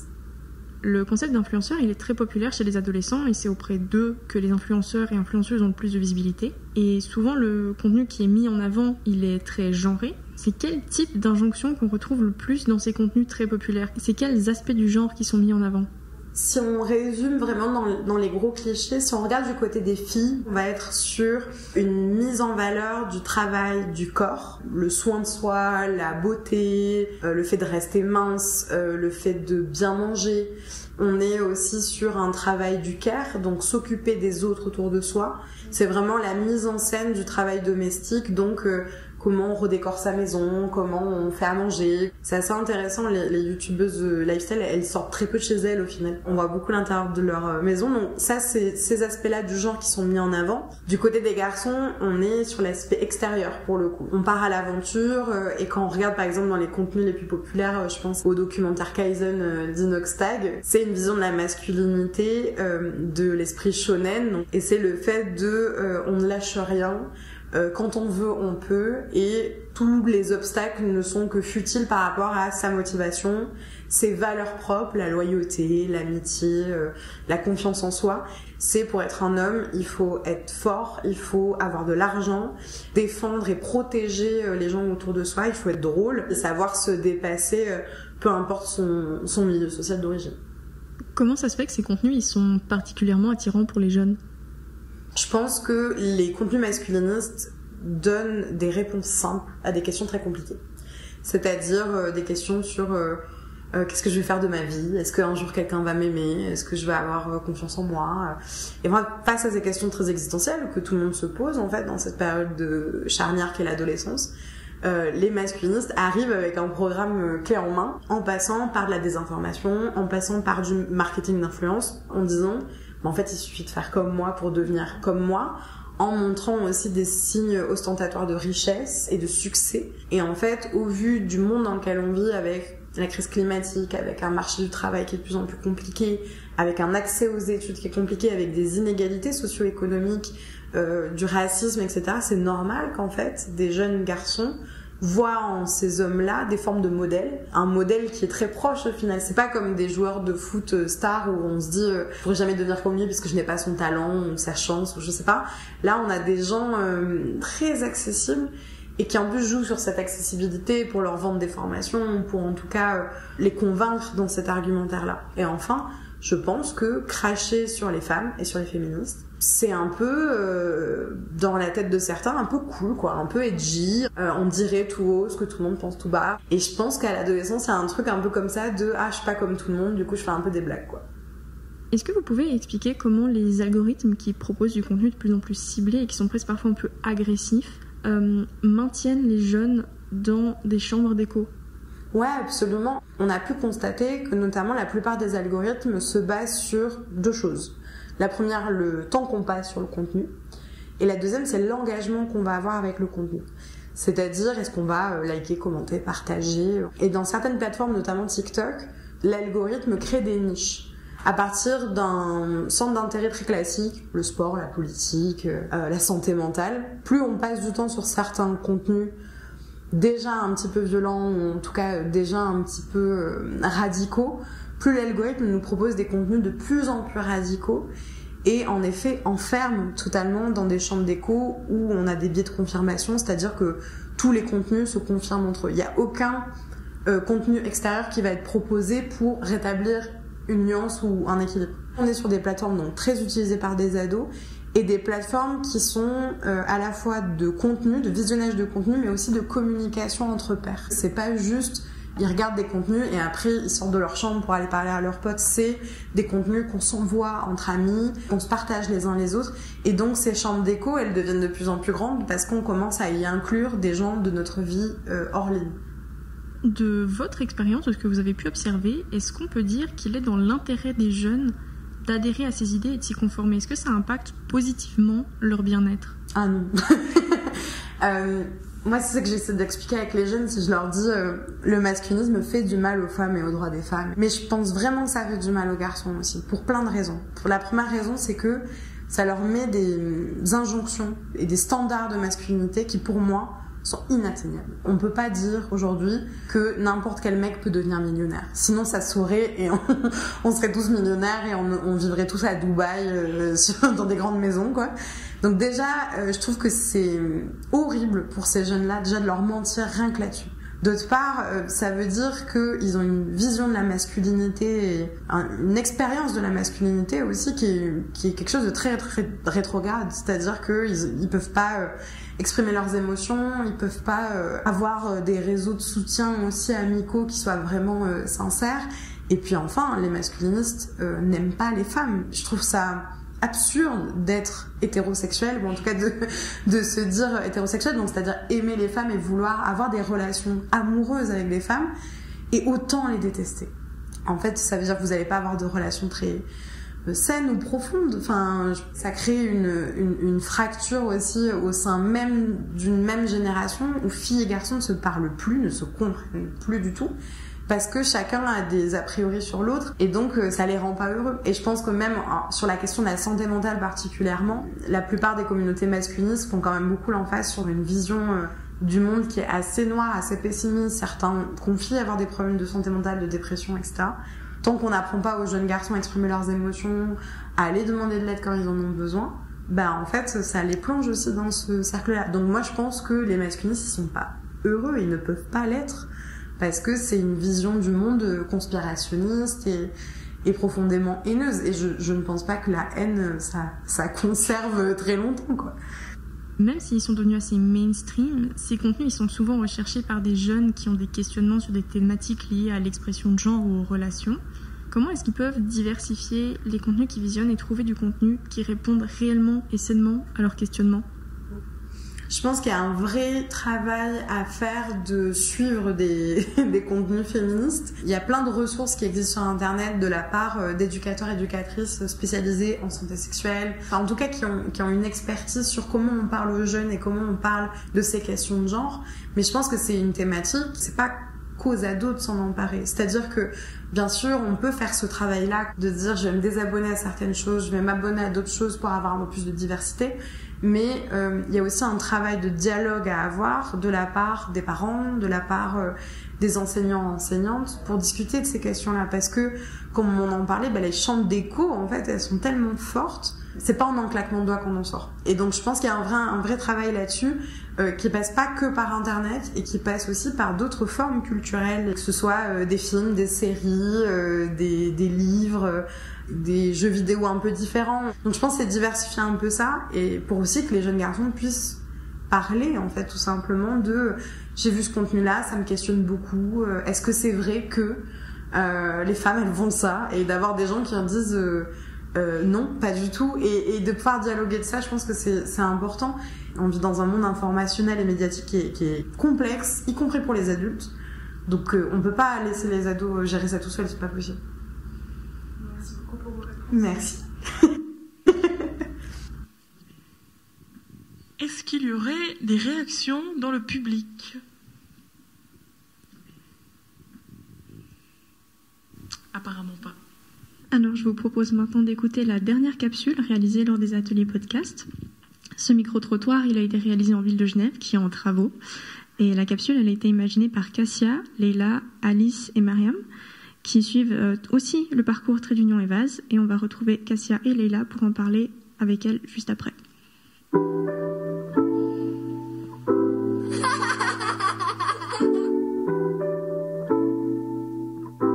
Être adulte, une très bonne question. Pour moi, c'est être responsable, avoir une famille, une maison, de l'argent, un travail, et c'est tout, je pense. Conduire des voitures. Bon, il y a déjà une question d'âge, pour être tout à fait honnête. Parce qu'à partir du moment où on atteint, je sais pas, 20 ou 25 ans, quelque chose comme ça, on est, par la force des choses, un peu adulte, quoi.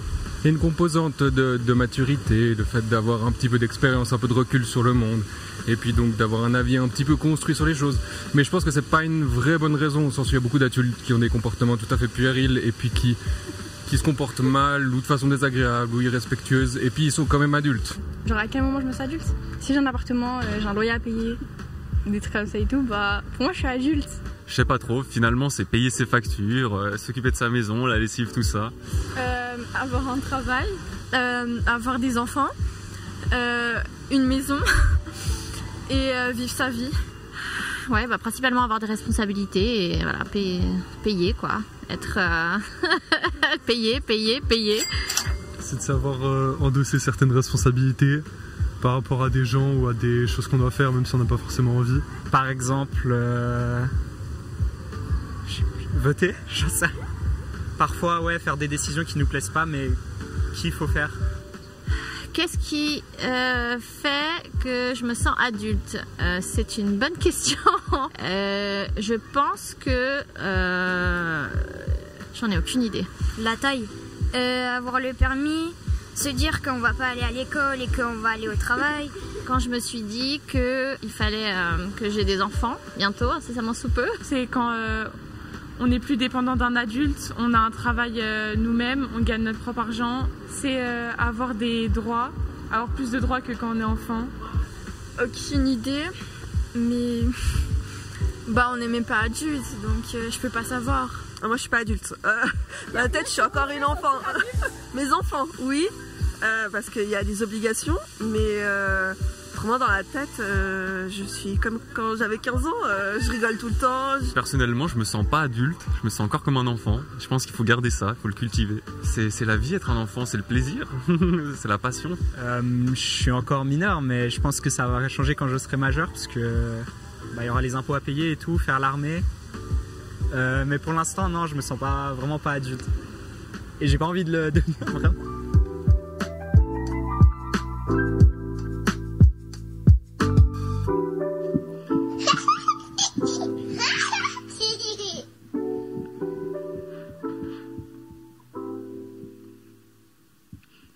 Bonjour Cassia.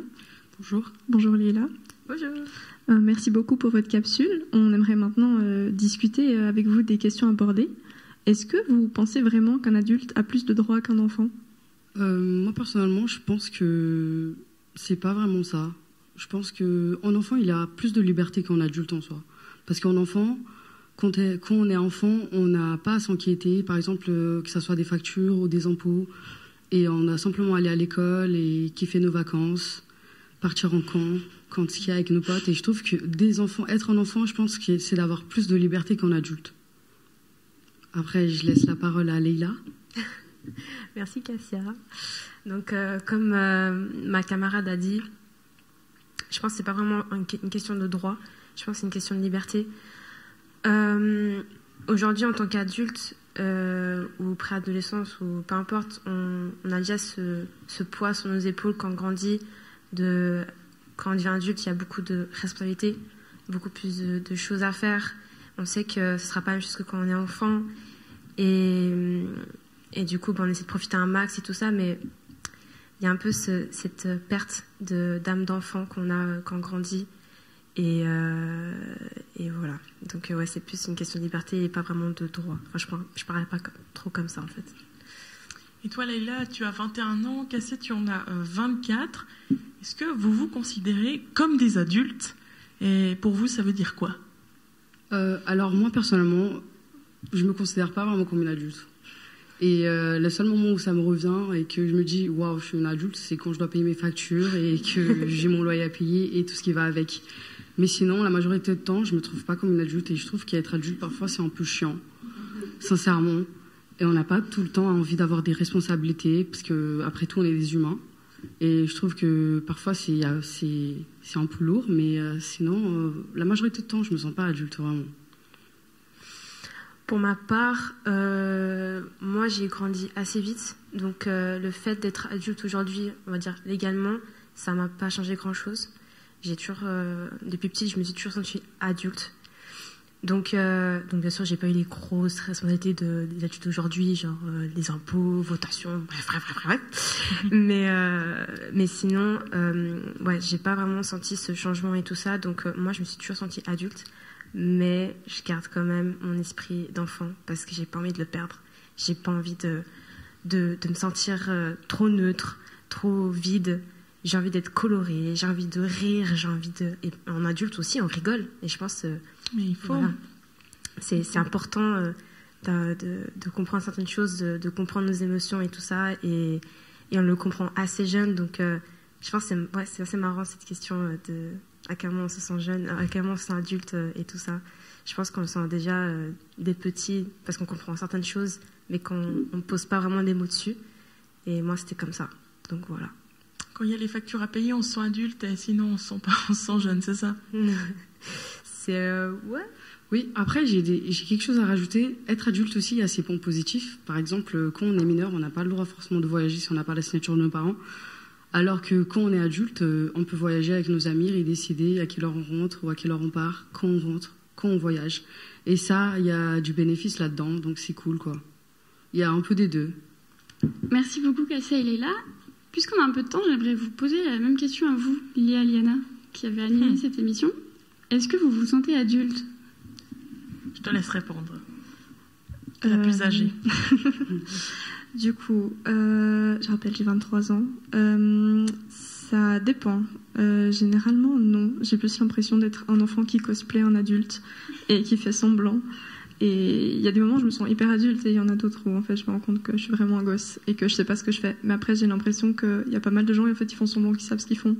Mais en vrai, je crois qu'il y a plein de gens, ils se sentent comme des enfants en fait. Moi, je pense que pour certains aspects de la vie que je mentionnerai pas ici, j'ai parfois un peu d'immaturité, mais pour beaucoup d'autres choses, je me considère assez adulte puisque depuis que j'ai 18 ans depuis octobre 2024, je vote. Les 2 dernières votations fédérales, j'ai voté parce que je considère que c'est important. J'ai quelques petites factures à payer. Bon, voilà, si c'est ça la définition d'être adulte. Moi, je me sens pas forcément adulte parce que voilà, j'ai pas toutes ces responsabilités. Je suis encore chez mes parents. Mais d'une autre part, je me sens un peu adulte dans ma manière parfois de faire, dans mon travail, etc. Mais c'est une vaste question quand même. Et toi ? Je savais que tu allais me poser cette question. Évidemment. Sur le papier, oui, parce que moi aussi, je paye mes factures, je paye mon loyer, je suis indépendante. Mais au-delà de ça, je sais pas trop ce que ça veut dire. Donc, moi aussi, j'ai l'impression parfois d'être un enfant qui cosplay un adulte et de faire semblant, mais en même temps d'assurer parce que je suis debout. Donc, je sais pas. Je pense que ouais, je sais pas. Ouais. C'est chelou de toute façon, cette notion d'être enfant, adulte, mineur, majeur, c'est très très flou. Est-ce que le public, est-ce qu'il y en a qui ont quelque chose à rajouter? Est-ce que vous vous sentez adulte? Dans l'ensemble. En tout cas, Il y a eu 3-4 non. Sachant qu'on est quand même entouré, je crois, d'une majorité de personnes majeures.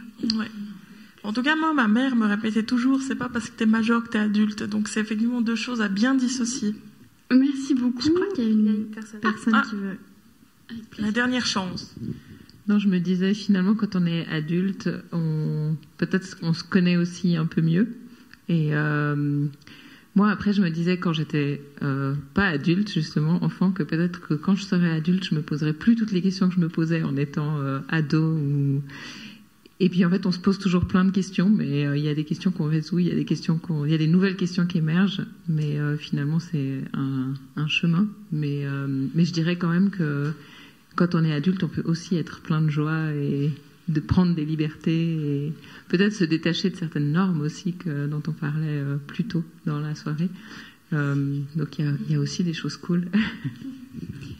Oui, c'est vrai, Cassia l'a dit, même si c'est parfois un petit peu compliqué, ça amène quelques responsabilités. C'est quand même très chouette d'être adulte et ça apporte pas mal de liberté. Et Julie a une question. Oui, moi j'ai une question pour les personnes autour de la table. Vu que vous êtes considérés comme des jeunes, je me demandais ce que vous pensiez de comment les adultes perçoivent les jeunes. Comment est-ce que vous avez l'impression que les adultes vous voient et qu'est-ce que vous en pensez de comment les adultes vous voient? Bien sûr, vas-y. Adulte de quel âge? La tranche jeune, 18-25 ans en gros. Ok. Je pense qu'ils nous perçoivent comme des bébés.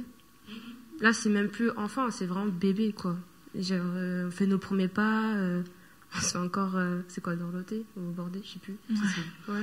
Après, ce qui est bien dans la vie, c'est que heureusement qu'on est tous différents et qu'on pense différemment. Parce que moi, j'ai toujours l'habitude de traîner, de côtoyer des personnes plus âgées que moi.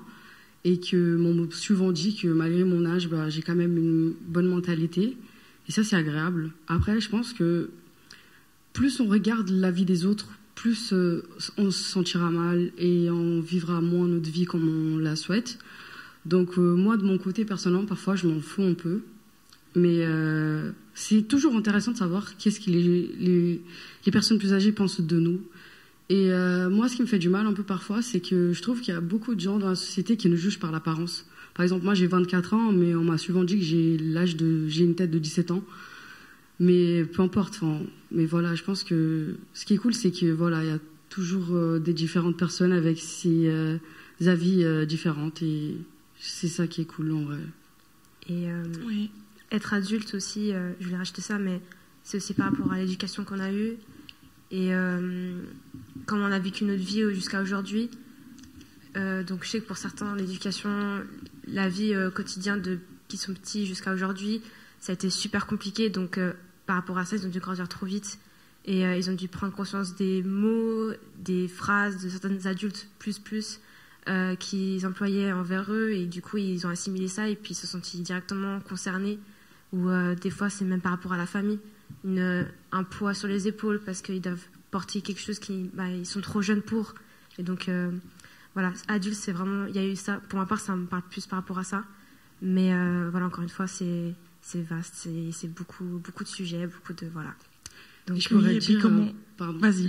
Je voudrais juste rajouter que ouais, il y a pas mal de débats là-dedans parce que finalement, pour moi, être adulte aussi, ça ne définit pas que l'âge. Parce qu'on peut très bien avoir certain âge, mais pas du tout avoir la bonne maturité. Donc ça joue beaucoup. C'est comme tu disais, c'est un peu flou. Et voilà. Pour terminer, au niveau professionnel, certains employeurs ont parfois de la difficulté à faire confiance à des jeunes qui ont parfois plus de compétences que certains adultes. Oui. Merci beaucoup tout le monde. L'heure tourne. Je dois malheureusement déjà vous annoncer que l'émission touche à sa fin. Au nom de toute l'équipe du Lab, je remercie la Ville de Genève pour l'organisation de cette semaine de l'égalité et les bibliothèques municipales pour le soutien à l'accueil. Un merci tout particulier à Lynn Molino et à Paul Guidoni. C'est toujours un plaisir de collaborer avec vous. L'équipe de la radio remercie également Diane et Sarah qui ne sont pas présentes ce soir mais qui ont participé à la conceptualisation de cette émission. Et avant de rendre l'antenne à Lilia et Yana, j'aimerais m'adresser à vous deux. Un très grand bravo et beaucoup de remerciements pour votre engagement, votre motivation et votre présence tout au long du projet. Cette émission, c'est la vôtre. Je vais vous laisser la clôturer. Merci beaucoup à tout le monde pour cette émission. C'était vraiment superbe. Merci à toi, Liana, qui a fait sa toute première expérience d'émission en direct. Tu as bien assuré. Je pense qu'on peut te féliciter pour ça. Et on a parlé de beaucoup de choses. Oui, on a parlé de beaucoup de choses. On a commencé par aborder les attentes genrées qu'on a envers les enfants avant même leur naissance. On a continué avec les thématiques de genre et sexualité avec Didier Valentin, qui intervient auprès des jeunes. On a écouté des capsules sonores sur les thèmes de la discrimination des personnes queer, l'absence de permis de séjour, ce que ça veut dire être adulte et le concept de discrimination en général.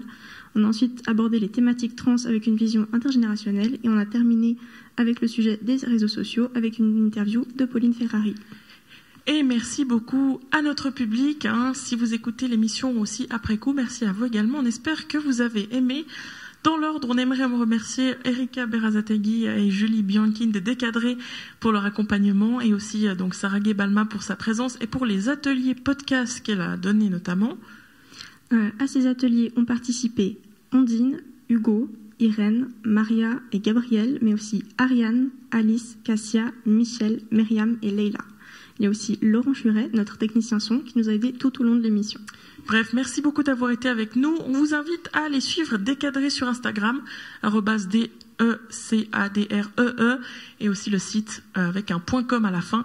Vous retrouverez bientôt l'émission en replay sur leur site et sur le site de la Semaine de l'égalité, www.semaine-égalité.ch.